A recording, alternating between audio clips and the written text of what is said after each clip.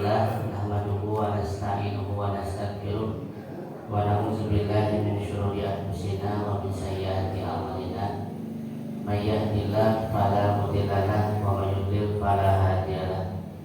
Asyhadu an la ilaha illallah wahdahu la syarika lah wa asyhadu anna Muhammadan abduhu wa rasuluh sallallahu ala alihi wa sahbihi wa sallam. Amma ba'd. Faqala Allah Ta'ala fil Qur'anil Karim, a'udzu billahi minasyaitonir rajim.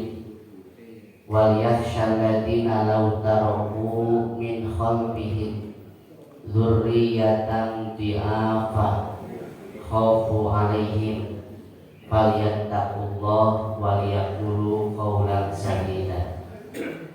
Wa qala fi ayatin ukhra, ya ayyuhalladzina amanu qu anfusakum wa ahlikum nar wa quduhan nas wal hijaratu 'alaiha malaikatun ghiladun syidadun la ya'sunallah ma amarahum wa yaf'aluna ma yu'mar.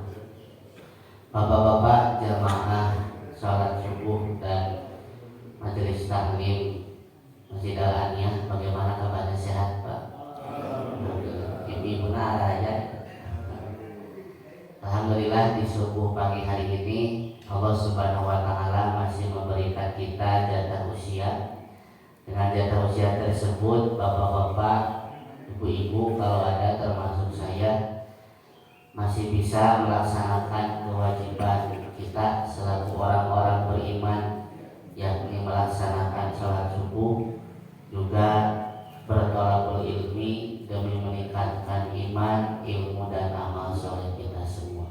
Mudah-mudahan dengan menyempatkannya kita di Masjid Al-Aniyah ini semakin menambah catatan amal soleh di hadapan Allah Subhanahu wa Ta'ala. Tidak lupa dan walaupun terlambat, saya ucapkan taqabbalallahu minna wa minkum. Mudah-mudahan semua amal ibadah kita di bulan Ramadan kemarin semuanya diterima oleh Allah Subhanahu wa Ta'ala. Bapak-bapak, ibu-ibu yang dimuliakan oleh Allah Subhanahu wa Ta'ala, di surat An-Nisa surat keempat di ayat 9, Allah Subhanahu wa Ta'ala mewajibkan kita, khususnya para orang tua, untuk memiliki rasa takut, memiliki rasa khawatir jika kita nanti meninggal dunia, jika kita nanti pulang kepada Allah Subhanahu wa Ta'ala, kita malah meninggalkan keturunan kita, anak cucu bapak ibu dan saya dalam keadaan lemah. Jadi dalam ayat tersebut salah satu bukti takwa kita kepada Allah, yaitu kita merasa khawatir jika kita meninggalkan alam dunia ini, kita malah meninggalkan generasi yang lemah. Allah Subhanahu wa Ta'ala berfirman di surat An-Nisa surat 4 ayat 9, a'udzu billahi minasyaitonir rajim. Wal yakhshal ladzina law taraku, dan hendaklah takut, maksudnya di sini para orang tua kita selaku kepala keluarga khususnya, law taraku, jikalau mereka min khalfihim, meninggalkan alam dunia ini tapi malah meninggalkan dzurriyyatan dhi'afa, meninggalkan generasi anak cucu kita dalam keadaan yang lemah. Pertanyaannya, Pak Bu, apa yang dimaksud generasi yang lemah? Dalam tafsir dijelaskan setidaknya generasi lemah itu ada dua, Pak. Pertama, lemah secara finansial, lemah secara ekonomi, lemah secara skill, Pak. Jadi bisa jadi kata para ulama, orang tuanya hidup mapan, berkecukupan, tapi sayang seribu sayang, anak cucu keturunannya tidak bisa meneruskan kemapanan, kecukupan orang tua. Dan ini banyak terjadi, Pak.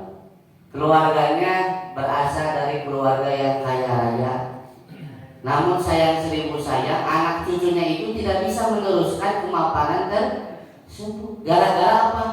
Gara-gara kelemahan skill, gara-gara kelemahan ekonomi. Orang tuanya mah kaya raya, anaknya hidup dalam keadaan miskin. Bahkan punten, tidak sedikit di antara anak-anaknya itu setelah orang tuanya wafat malah jadi berebut warisan, berkonflik dengan adik kakaknya sendiri. Dan ini harus kita khawatirkan, Pak, selaku orang tua. Maka dari itu satu hadis yang terkenal, hadis Sa'ad bin Abi Waqqas, Pak. Bapak Ibu panginten sering mendengar kisah Sa'ad bin Abi Waqqas ini. Di Sa'ad bin Abi Waqqas ini, Pak, sahabat kaya raya seperti Abdurrahman bin Auf. Sedikit, Pak, dalam kitab Syiar A'lam An-Nubala, kitab yang menjelaskan biografi sahabat. Saat ini, Pak, termasuk sahabat Nabi yang masuk Islam masih muda, bahkan termasuk ahli panah dan ahli kuda, Pak. Sehingga di perang Badar saat ini ditunjuk langsung Rasul sebagai pemanah pertama dalam kasus perang Badar waktu itu. Bahkan dalam penaklukan Irak, kata para ulama, beliau menjadi pemimpin langsung pasukan pada saat itu. Dan di zaman Umar bin Khattab saat ini jadi gubernur, Pak. Nah, baru ketika di zaman Utsman bin Affan, kan Abu Bakar, Umar, Utsman. Nah, ketika Utsman meninggal dunia karena dibunuh, saat ini sengaja, Pak, pulang kampung ke Madinah. Dia pergi ke pegunungan, bawa semua hartanya. Kemudian di sana dia bangun rumah, Pak, lama-lama buat villa gitu. Kemudian menggembalakan kambingnya dan hidup di sana. Kenapa dia pulang kampung ke Madinah? Karena situasi di kota terjadi perang saudara ketika di zaman Ali bin Abi Thalib. Saat lebih memilih mengasingkan diri, tidak ingin terlibat perang Muslim lawan Muslim. Karena kata saat kalau Muslim sama Muslim perang, kemudian dua-duanya mati, maka dua-duanya masuk neraka. Bukan jadi mati dalam keadaan syahid fisabilillah, tapi mati dalam keadaan jahil.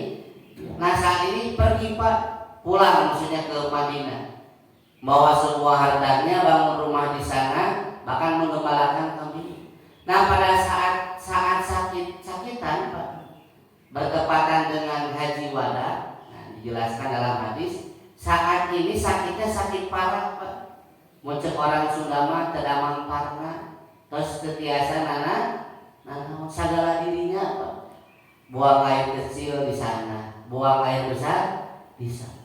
Kebetulan saat ini cuma punya satu anak perempuan. Nah, sempat, Pak, dijenguk oleh Rasulullah Shallallahu Alaihi Wasallam. Siapa yang tidak bahagia, Pak? Ditengok oleh tokoh masyarakat. Ibaratnya bapak-bapak, misalkan, Pak, lagi sakitnya lumayan parah lama. Kemudian bapak-bapak ditengok tokoh masyarakat sekitar, pastikan bahagia. Nah, ketika saat ditengok oleh Rasulullah Shallallahu Alaihi Wasallam, Pak, maka saat ini sempat bertanya kepada Rasul, Rasul, sebagaimana Anda lihat, saya sudah sakitan, sakit saya cukup parah. Saya cuma punya satu anak perempuan, wahai Rasul. Saya punya pertanyaan untuk Anda. Harta saya ini banyak. Jadi, Pak, bingung najal berharga umur mah.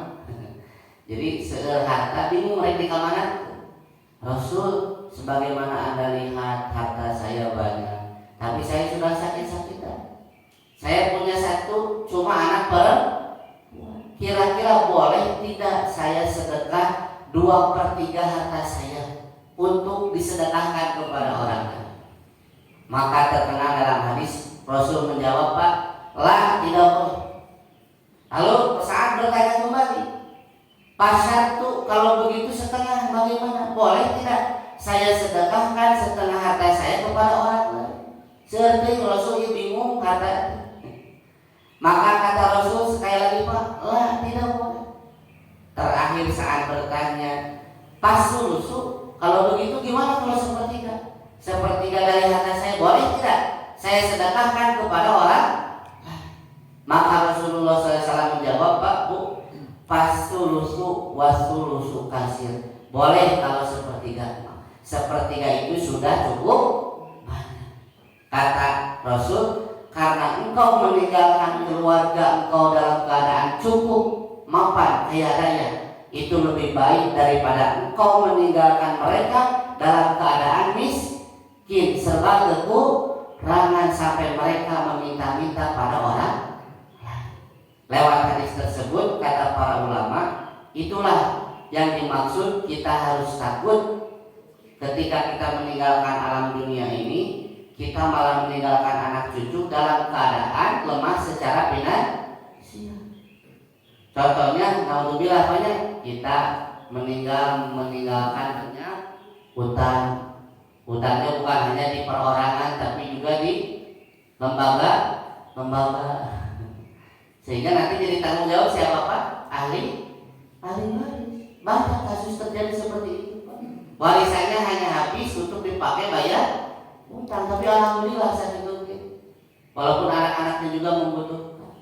Nah itu Pak yang dimaksud lemah pertama, lemah secara finansial. Bapak-bapak dan saya harus takut kalau kita meninggal dunia, kita hanya hidup mapan berkecukupan, tapi anak cucu malah hidup serba kekurangan.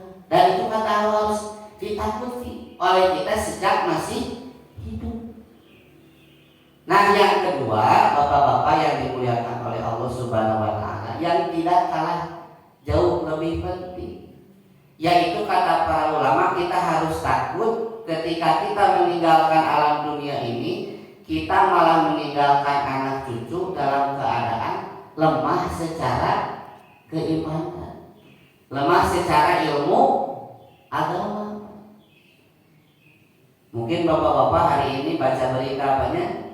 Sangat miris kita baca berita di dunia perkuliahan yang tidak akan saya sebut nama universitasnya. Sekarang sedang ramai banyak kasus pelecehan seksual yang dilakukan oleh para oknum mahasiswa bahkan dosen, yang isinya chat-chat mesum, bayangkan, sehingga nama universitas jadi jelek.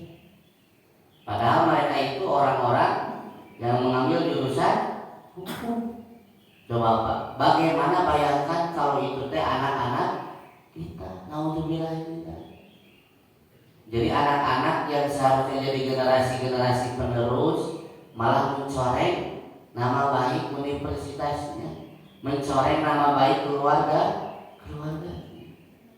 Nah itu kalau universitas kan, apalagi di Bandung katanya ada lagi, kalau sudah mahasiswa yang mengadakan konser, sama Pak, arah-arahnya itu ke sana, ke hal-hal yang berbau syahwat, yang berbau jorok, dan yang seperti itu sudah dianggap biasa-biasa. Seperti saya pernah dimasukkan ke satu grup pun dan banyak RT RW. Itu di grup RT RW tempat sudah tidak malu, bapak-bapak ibu-ibu kirim stiker-stiker jorok, stiker-stiker porno, video-video vulgar. Jadi sudah dianggap lumrah biasa yang seperti itu. Cenah teh heureuy cenah apa begitu. Cek abi teh heureuy tidak dicatat malaikat. Kata saya izin live grup. Kenapa? Karena madorotnya lebih banyak Pak di grup tersebut daripada manfaatnya. Coba bapak-bapak mungkin kan punya grup di HP masing-masing. Maka kita pertimbangkan apakah banyak masalahnya, banyak madorotnya.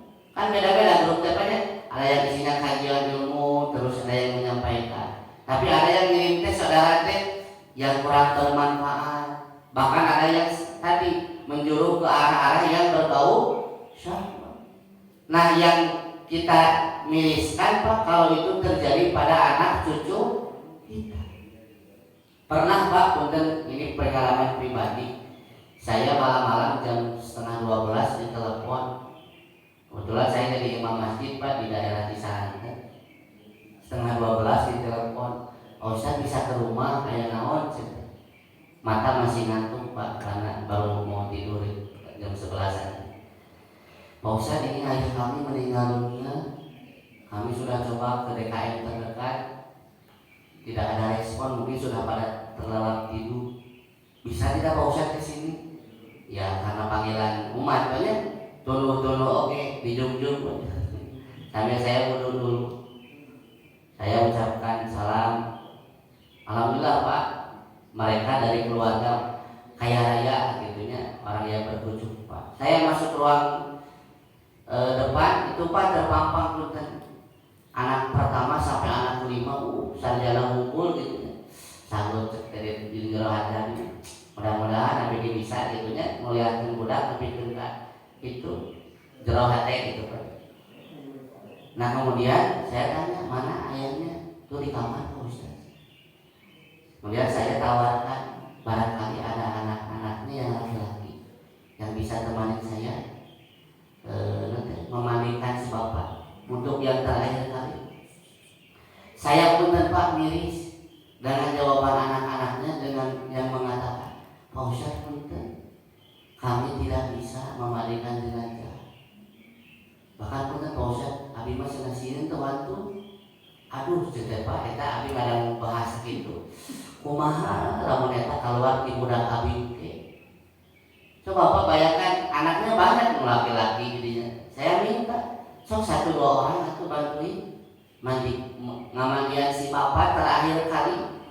Jero hati depan banget dari marania si papa dan si mama. Punten Pak, tidak ada satupun yang mau. Atau bila aku cek ku abi kalira, tapi ge aya keterbatasan. Akhirnya saya terpaksa sendiri Pak. Dari awal sampai akhir memandikan jenazah. Beres memandikan jenazah, kemudian saya kapan nih? Yuk atuh cek bantuan ya, ngaboyahan. Aduh Pak Ustaz, teu tiasa. Kita jero hati teu tiasa we kabeh. Miris Pak. Itu terjadi. Kemudian Pak Abi deui leuk menyalira. Nah, alhamdulillah saya disediakeun kana memberi. Puntennya Pak, di sebagian orang itu kan kain kafan itu sudah disiapkan di lemari. Di naon apa namanya teh? Yang pakat ya. Namanya teh. Nya tempat khusus gitu sudah dibeli Pak jauh-jauh hari, alhamdulillah. Jadi itu kudu ngarepotkeun ka masjid, di orang-orang tertentu sudah disiapkan. Wabi nyalira Pak. Tiba saatnya yang ketiga, sudah dimandikan, sudah dikafani, saatnya disolat. Wabi ditawisa, sok ceteng. Alhamdulillah kan keluarganya satu persatu datang. Sok barangkali ada di antara anak laki-lakinya yang mau mimpin sholat jenazah. Dan aku ceteng dari Wabi, saya diborong pahala. Pak Ustaz punten, kamu jujur saja tidak tahu bacaan sholat jenazah. Beuh, cek abi di jero hate, kacida-cida teuing. Terus tunjuk jalan cabit. Saya Pak dengar anak-anaknya yang menjawab seperti itu di lohada teh, kumaha lamun eta teh budak abi. Bilang Bu bacaan salat jenazahnya ke apa? Sibuk naon we atuh salami ieu teh. Apakah terlalu sibuk belajar ilmu dunia sehingga ilmu akhirat di hari-hari? Pak Ustaz saya tidak apa ya, abi mah bacaan salat jenazah pilih desa. Kapaksa Pak abi. Ya nanti siangnya di ngomajikeun. Ayo cerita itu Pak abi besok perjalanan aja. Luka macam naon kita salam salat jenazah. Kemudian saya pamit. Punten cerita abi balik heula, cerita balik istirahat heula. Oke, wartosan we cerita lamun balik ka kuburan, telepon gitu. Alhamdulillah saya pulang diizinkan Pak. Nah jam 10 pagi ditelepon di Pak Ustaz, bisa sana tolong ini di masjidkeun hoyong disolatan ku tetangga jamaah mangga. Kemudian saya diminta, Ustaz sana pamit biasanya diri ka kuburan ke makam mangga sekiranya saya sampai makam itu sudah dimasukkan jenazah ke liang lahat. Habis menawarkan lagi, sok hiji dua mah ceuk pamaget baru-budakna biasa jadi sareng abi ka handap. Ieu nanggap si bapak Tidak ada yang mau Pak Satu. Jadi semuanya tidak berani, semuanya takut dan tidak bisa sama sekali. Jika piraku ya gini kahanap terakhir kali ya. Daya Pak, untung nanya ke batu aja nanti. Sampai proses garis pemakaman saya pamit pula jam 1-an itu yang anak pertamanya ngajak di Pak Ustadz, sekali lagi terima kasih, mohon maaf jika kami tidak ada yang bisa membantu satupun karena dulu saja memang kami tidak bisa. Oh gitunya sederhana. Saya coba tanya Pak, memang belum pernah belajar cerita dulu atau ada yang mengatakan belum Pak Ustadz, karena memang basic kuliah kami semuanya di umum, tidak ada satupun yang menjelaskan lagi Pak. Oh baiklah. Cuma saya teringat salah satu ayat di Al-Quran, surat Ar-Rum. Kalau Bapak tahu surat Ar-Rum Pak? Surat keberapa Ar-Rum teh? 30-nya, ayat ke-7. A'udzubillahi minasyaitonirrajim. Ini jelas Pak kata Allah. Ya'lamuna dhahiran minal hayatid dunya. Mereka itu dohir itu ahli terhadap kehidupan dunia. Wahum anil akhirati hum ghafilun. Sedangkan terhadap urusan akhirat mereka ghafil. Ghafil teh Pak? Dari ghaflah, di orang aya istilah keplek, sesuatu yang melalai. Jadi kata Allah akan banyak orang-orang, generasi-generasi yang mereka itu ya'lamuna dhahiran minal hayatid dunya. Terhadap urusan dunia masih tahu segala apa. Tapi mereka lalai, tidak menyempatkan waktu, tidak memaksakan diri mempelajari urusan-urusan akhirat. Nah, apa yang dimaksud ahli dunia lalai urusan akhirat? Di hadis dalam tafsir dijelaskan Pak, kata Nabi, alimun bi amrid dunya. Mereka alim. Nah, alim itu Pak, saya sekali bahasa Sunda. Alim itu segala tahu urusan dunia. Bahkan punten Nabi agak kasar bahasa, kasar teh.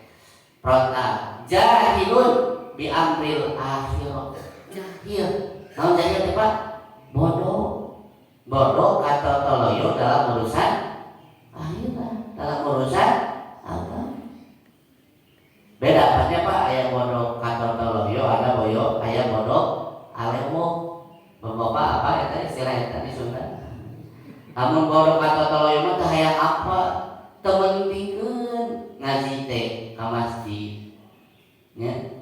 Lamun bodoh alemo mah Pak segala hayang apa? Dia mau bertanya. Tapi kalau bodoh atau toloyo tidak mau tahu, saking sibuknya dengan urusan dunia, saking terlalu fokusnya dengan ilmu dunia. Lebih banyak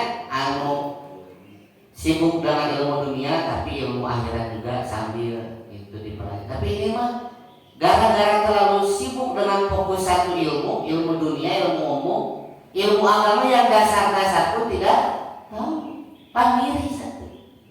Mata kami tadi ngajeng ke ayah hiji wae mudahna ngajar ke sarjana kasarana yang bisa bacaan salat jenazah, yang mau ikut serta memandikan jenazah bapak.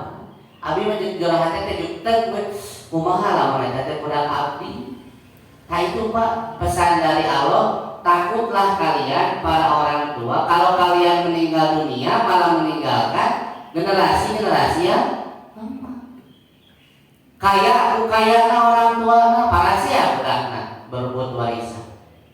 Bukannya menyelesaikan utang orang tuanya, bukannya mendoakan, itu ada para siapa para berbuat warisan. Nah itu Pak sinyalnya dari Nabi Shallallahu Alaihi Wasallam bahwa akan banyak generasi-generasi yang alimun bi amri dunya, alim segala tahu masalah dunia, tapi jahilun bi amril akhirah, bodoh kata toloyo dalam masalah akhir. Bapak-bapak yang dimuliakan oleh Allah Subhanahu wa taala. Kemudian Pak, sebetulnya gejala sih tidak aneh Pak. Kenapa tidak aneh? Ternyata di surat yang lain Pak, di surat Maryam surat ke-19 ayat 59, Allah juga sudah memprediksi Pak, sudah mewanti-wanti. A'udzubillahi minasyaitonirrajim Pak, kata Allah, faqala min ba'dihim khalqun adaa'us shalah wattaba'us syahawat. Akan ada generasi-generasi kemudian yang mereka itu adaa'us shalat, menyia-nyiakan salat. Nah, hari-hari salat, tidak mempedulikan salat. Yang akhirnya apa kalau itu terjadi?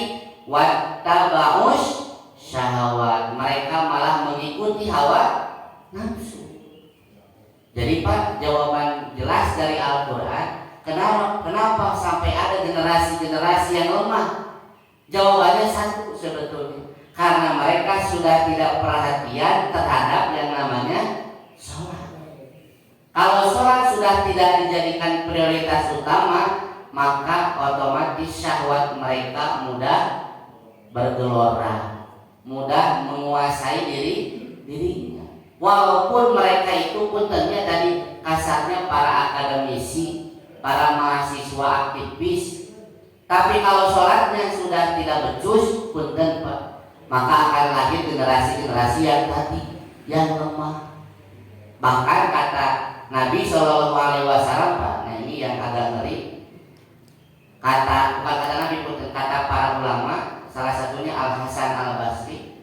Al Hasan Al Basri sampai demi Allah Pak, wallah demi Allah, la balagha min ahadihim bidunyahu, salah seorang dari mereka telah mencapai keilmuan yang tinggi dalam masalah dunia.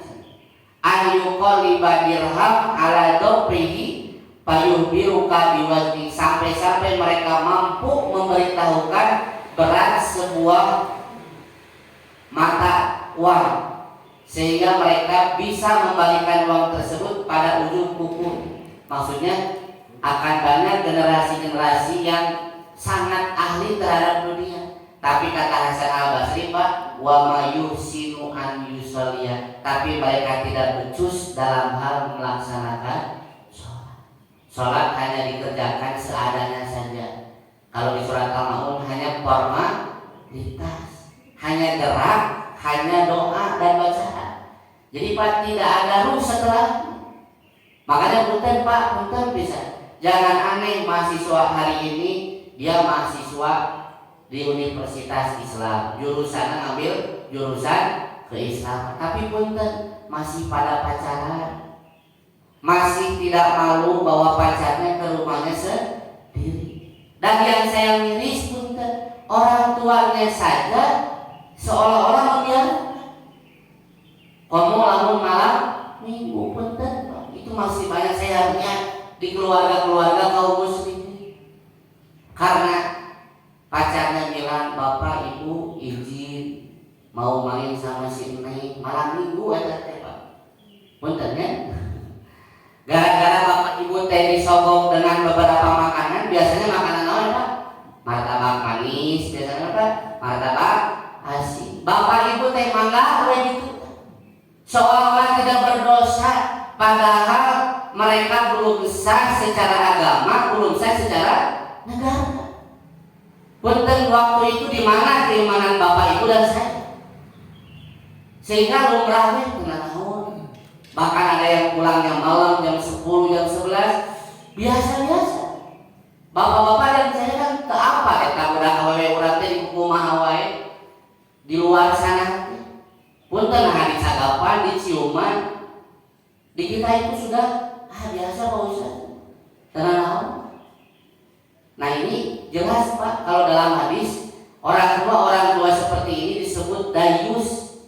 Dayus itu kata Nabi, alladzi yukirru bi ahlihil khubus, bapak-bapak orang tua yang antepan, tidak ada rasa cemburu keluarganya melakukan pelanggaran agama. Bahkan sahabat Nabi bertanya, maksudnya bagaimana nanti? Yaitu alladzi la yubali man dakhala alaihi baitihi, yaitu orang tua yang tidak peduli siapa saja yang masuk ke dalam rumah. Yang saya miris Pak ayah mungkin, Pak Ustaz saya mah tidak mengizinkan anak gadis saya pacaran dibawa keluar ke bioskop, ke restoran. Tapi saya mah membiarkan mereka di rumah saya karena saya mengontrol sarwaknya jalan itu. Nenek kehet orang Sunda. Nah di kita yang seperti ini Pak, seperti pembiaran begitu saja, lumrah-lumrah saja. Jika kita dosa padahal orang kan. Sebelum pernikahan suka ada yang namanya naon Pak? Foto wedding, namanya adalah apa? Belum sah saja sudah merangkul tangan, berpelukan. Dipasang ya tadi di pernikahan teh. Cek teh wah kayak lain. Pernah balik deui Pak tuh. Cek teh ieu mah. Kamu kan gitu Pak. Jadi betul bapak-bapak yang dimuliakan oleh Allah, mulai dari jinah yang leper terendah saja di kita itu sudah dianggap lumrah. Apa yang saya maksud jinah terendah Pak? Punten kan kata Nabi tidak mungkin seseorang itu langsung melakukan jinah kemaluan kalau tidak diawali jinah-jinah yang lain. Maka kata Nabi Pak punten jinanul ainan an-nador, jinahnya kedua mata dengan melihat. Jinanul yadi al-batsu, jinah tangan dengan menyentuh, merangkul. Jinanul udunani al-istima, jinahnya telinga keduanya dengan mendengar. Jinanul qalbi at-takhayyul, jinahnya hati dengan menghayal-hayal lawan jenis. Jinanul rijlain al-masyu, jinahnya kedua kaki dengan melangkah ketemuan. Nah kata Nabi, ujung-ujungnya nanti jinanul farji, ada yang sampai jinah kemaluan. Ada yang melakukannya, ada yang tidak. Nah pun tanpa yang saya tadi sebutkan jinah mata, jinah telinga, jinah hati, jinah tangan, jinah kaki itu ada pada yang namanya bobogohan pacaran yang selalu di keluarga muslim hari ini sebagian masih dinormalisasikan, dianggap lumrah begitu saja. Saya sering ingatkan ini kepada para pensiunan di masjid-masjid. Bapak-bapak juga yang sudah jadi kakek, sudah jadi nenek, harus berani negur cucunya kalau sudah berani bawa pacar ke rumah.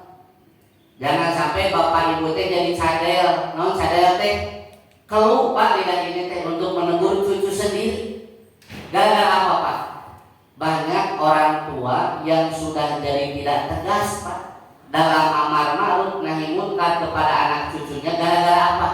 Kalau berdasarkan hadis Nabi, gara-gara mereka sudah dijadikan babu oleh anaknya sendiri. Ini pastinya dari Nabi, jelas nyata. Menjelang hari kiamat kata Nabi punten Pak, antaridal amatu robbataha, banyak orang tua yang dijadikan babu oleh anaknya sendiri. Gara-gara punten orang tuanya sering dikasih pemasukan oleh anaknya tiap bulan. Jadi orang tua teh kagok rek-rek jadi keluh lidah ini, padahal itu kemungkaran yang betul-betul nyata.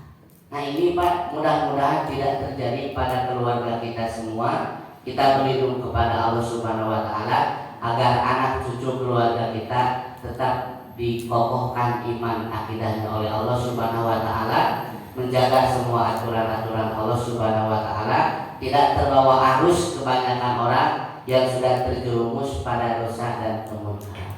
Mungkin itu Pak yang bisa disampaikan. Mohon maaf kurang lebihnya jika ada kata-kata yang tidak berkenan. Semoga Allah Subhanahu wa Ta'ala melindungi keluarga kita menjadi keluarga-keluarga yang tetap diridhoi oleh Allah Subhanahu wa Ta'ala. La ilaha illa anta subhanaka inna kunna minadz dzalimin. Rabbana hab lana min azwajina wa dzurriyyatina qurrata a'yun waj'alna lil muttaqina imama. Rabbana yuqimus shalah waj'al afidatan minan nas tahwi ilaihim warzuqhum minas samarat la'allahum yashkurun. Rabbana hadza balada amina, Rabbana hadza balada amina, Rabbana hadza balada amina wajnubna wa baniya an na'budal asnam. Rabbana la tuzigh qulubana ba'da idh hadaitana wa hab lana min ladunka rahmah innaka antal wahhab. Rabbana atina fid dunya hasanah wa fil akhirati hasanah wa qina adzabannar. Subhanaka Allahumma wa bihamdik asyhadu an la ilaha illa anta astaghfiruka wa atubu ilaik. Aqulu qouli hadza wa astaghfiruka